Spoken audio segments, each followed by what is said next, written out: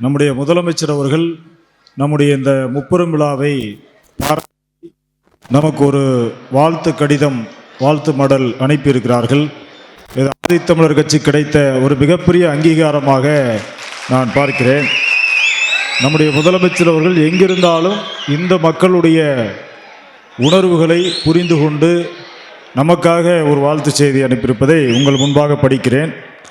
அருந்ததியர் சமூக மக்கள் நலனுக்காக தொடர்ந்து பாடுபடும் ஆதித்தமிழர் கட்சியின் முப்பெரும் விழா 13/7/2025 அன்று கோவையில் நடைபெறுவதை அறிந்து மகிழ்ந்தேன்.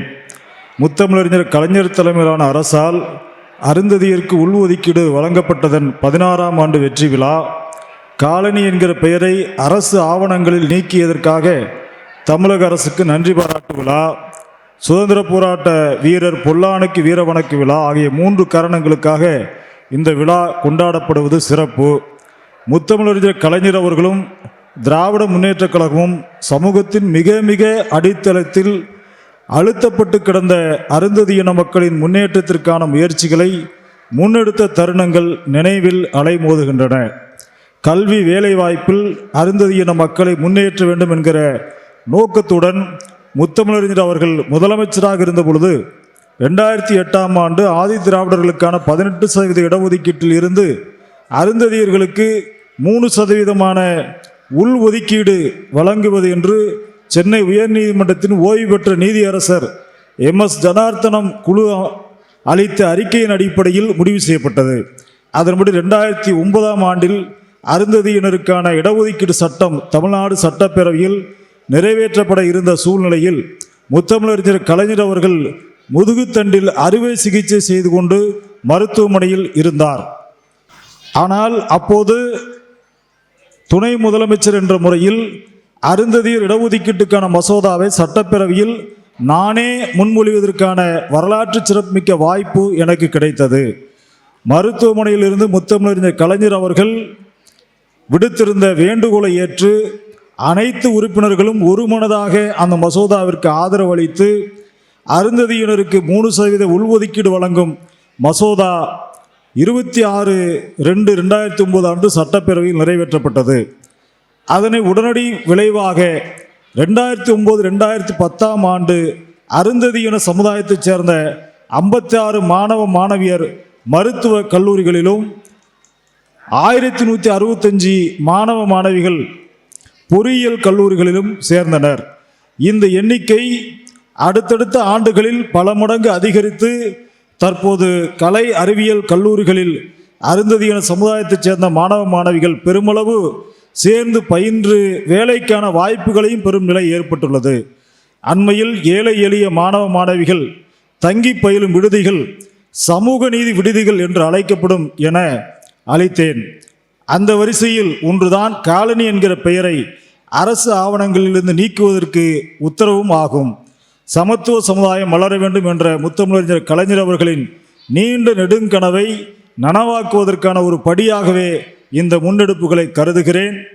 இப்படி கலைஞரின் வழியில் அமைந்துள்ள திராவிட மாடல் அரசு கடைக்கோடி மனிதர்களின் கண்ணீரை துடைக்கும் அரசாக எப்போதும் செயல்பட்டு வருகிறது, இனியும் செயல்படும்.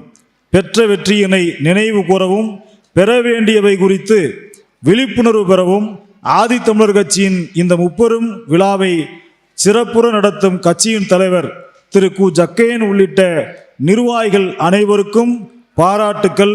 விழா சிறக்கவும் வெற்றியடையும் என உடமார்ந்த வாழ்த்துக்கள். இப்படிக்கு நம்முடைய முதல்வர் அவர்கள் கையெழுத்திட்டு நமக்கு அளித்திருக்கிறார்.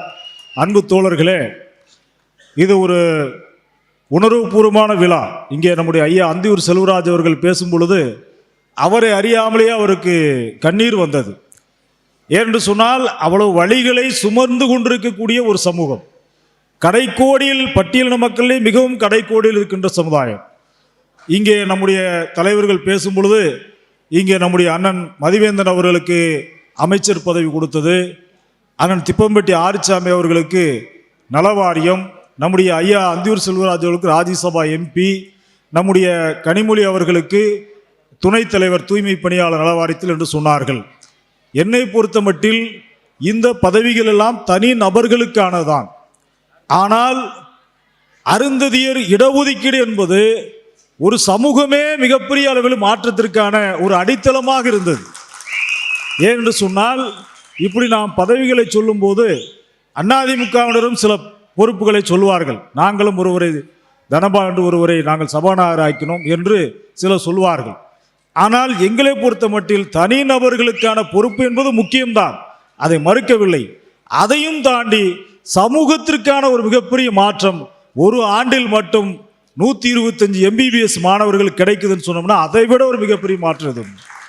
அதே மாதிரி தான் இங்கே இருக்கக்கூடிய இன்ஜினியரிங் காலேஜில் ஒரு வருஷத்தில் மட்டும், அதாவது 2009 மட்டும் 1165 பேர் நம்முடைய முதலமைச்சர் கொடுத்த புள்ளி விவரத்தின் அடிப்படையில்.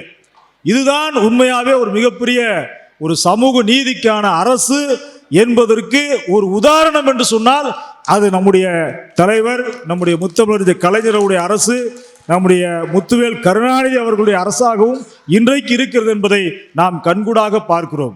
ஆக இது போன்ற பதவிகள், பணிகள் இன்னும் பல நபர்களுக்கு வர வேண்டும் என்பதில் நமக்கு மாற்று கருத்து இல்லை. குறிப்பாக ரிசர்வ் தொகுதிகளில் கூட, அருந்ததியர் மக்கள் அடர்த்தியாக இருக்கக்கூடிய தொகுதிகளில் கூட அருந்ததியர் மக்களுக்கு அந்த வாய்ப்புகள் கிடைக்காமல் போய்விடுகிறது. இதையும் நம்முடைய அண்ணன் அவர்களுடைய கவனத்திற்கு நான் இங்கே முன்வைக்கிறேன். ஆகவே அருந்ததியர் மக்கள் அவர்கள் மிக கடைக்கோடியில் இருக்கார் என்பதை புரிந்து கொண்டு, ஆனால் என்ன பிரச்சனை, நம்ம சமூகத்தில் ஒற்றுமை இல்லை என்பது ஒரு மிகப்பெரிய ஒரு விஷயம். ஏன்னா இன்னைக்கு அண்ணன் திருமாவளவன் போறாருன்னா அவர் ஒரு ஆள் தான் அங்கே போய் நிற்கிறார்.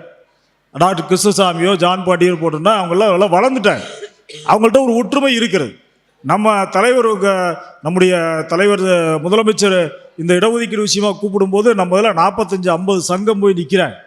சில பேர் கட்சிகளுங்கிறாங்க, மாநில தலைவருங்கிறாங்க. மாநில தலைவர்னா எத்தனை மாவட்டங்கள் அமைப்பு இருக்குன்னா நம்ம ஆளுகளுக்கு தெரிய மாட்டேங்குது, எத்தனை மாவட்டங்கள் இருக்குன்னு கூட தெரிய மாட்டேங்குது. ஒரே தெருவில் இருக்கிறாங்க. அவங்களும் பார்த்தீங்கன்னா ரொம்ப ஒரு தெருவை தாண்டி போகலாம், ஆனால் மாநில தலைவருங்கிறாங்க. ஆனால் உண்மையாகவே நான் இதற்கு முன்பாக நடந்த கூட்டத்திலே கூட சொன்னேன், இந்த சமூக நலனுக்காக பல இயக்கங்களை கலைத்து விட்டு ஒரே அமைப்பாக மாற வேண்டும் என்று சொன்னால் கூட ஆதித்தமிழர் கட்சி முதலில் கலைத்து விட்டு மக்கள் ஒற்றுமைக்காக, சமூக ஒற்றுமைக்காக நாங்கள் செயல்பட தயாராக இருக்கிறோம் என்பதை இந்த நேரத்தில் நான் தெரிவித்துக் கொள்கிறேன். எல்லோரையும் அரவணைத்து செல்ல வேண்டும் என்கிற அந்த எண்ணம் நம்முடைய எல்லோருக்கும் வர வேண்டும். எல்லோரும் ஒன்றானால்தான் குறைந்தபட்ச நம்முடைய அரசியல் உரிமைகளை, சமூக உரிமைகளையாவது நாம் பாதுகாக்க முடியும் என்பதை இந்த நேரத்தில் நாம் புரிந்து கொண்டு, இந்த விழா மேற்கு மண்டலத்திலே, கொங்கு மண்டலத்திலே இது அதிமுகவினுடைய கோட்டை அல்ல, இது முத்துவேல் கருணாநிதி ஸ்டாலின் அவர்களுடைய கோட்டை என்பதை நாம் உறுதி செய்ய வேண்டிய அவசியம் இருக்கிறது. இங்க இருக்கக்கூடிய அனைத்து பகுதி மக்களும் ஜிஎஸ்டியால் எத்தனை பேர் பாதிக்கப்பட்டிருக்காங்க என்கிற புள்ளிவிவரம் நமக்கு இருக்கு. அனைத்து விதமான பிஜேபியுடைய திட்டங்களால மிகப்பெரிய அளவில் பாதிப்பு அடைஞ்சிருக்கிறோம். இங்கேயும் ஒரு கலவரத்தை உருவாக்கி கலவரத்தின் மூலமா ஆட்சி நடத்தணும்னு நினைக்கிறாங்க.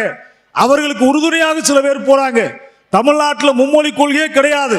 அண்ணாவின் பெயரை வைத்திருக்கின்ற அதிமுக மும்மொழி கொள்கைக்கு ஆதரவாக நிற்கிறது.